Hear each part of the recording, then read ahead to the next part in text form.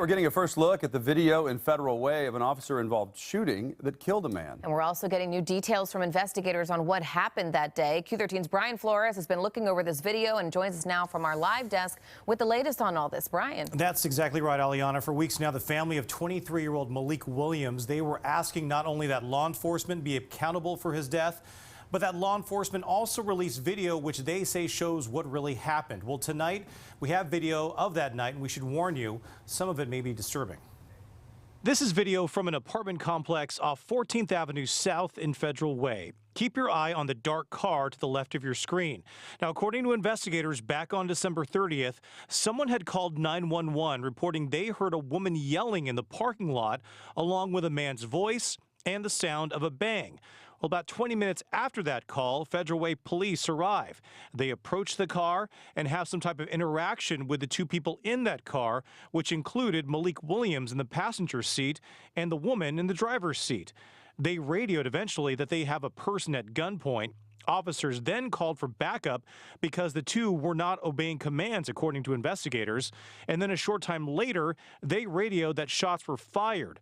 2 officers were wounded at the time, but the officers returned fire, killing Williams. According to investigators, a witness heard officers yell, "Drop the gun," several times before hearing gunfire. Also, investigators recovered a 9mm handgun from the car as well. We don't have any reason to believe, based on what we've seen so far, that it's an unjustified use of force. But what we do need to find out, because there were a number of rounds that were fired that evening, is who fired which rounds out of which guns. And for us to know that for sure, we have to wait for the results from the Washington State Patrol Crime Lab.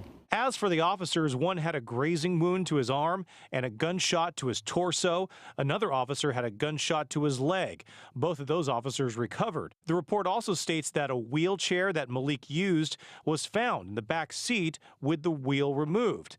Now, an organization called Not This Time, which aims to reduce fatal police shootings, continues to seek answers and had this to say.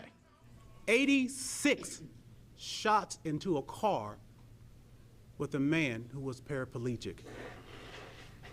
This is disastrous, and there's no way our community is going to continue to accept the lawlessness of law enforcement officers not de-escalating.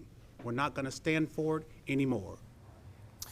Now, this investigation is being led by the Valley Independent Investigations Team, which consists of investigators from 7 South King County Police Departments. At this point, as you heard from investigators, they are awaiting results from the Washington State Crime Lab. But for now, guys, back over to you.